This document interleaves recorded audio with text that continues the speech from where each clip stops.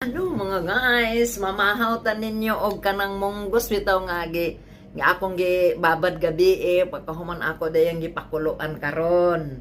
Nya ang akong gibutang kanang honey galing Pinas at saka gibutangan ako og gatas. Kaunta kinumdum ko na sa kumama ba.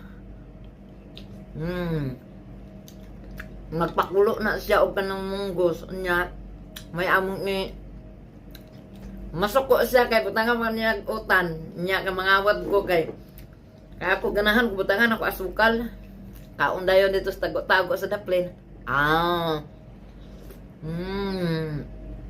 nami munggo nga butangan og honey kay naa ko dala galing Pinas pure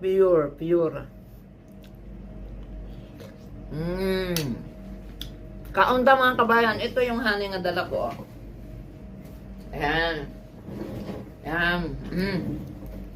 Gibalot pa siya. Galing to Mindoro. Pure na pure. Tireng. Akong hinahina ya. Kay sayang lami kaayo. Lami kayo kung kaon kay munggos nga gipakuluan. Nga ay nabilin, puro akong matangan ako ang kalabasa unya. Lami oy. Lami kayang munggos. Pamahaw.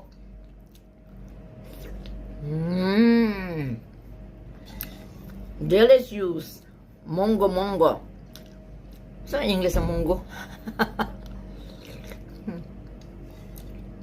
Masarap. Kaunta.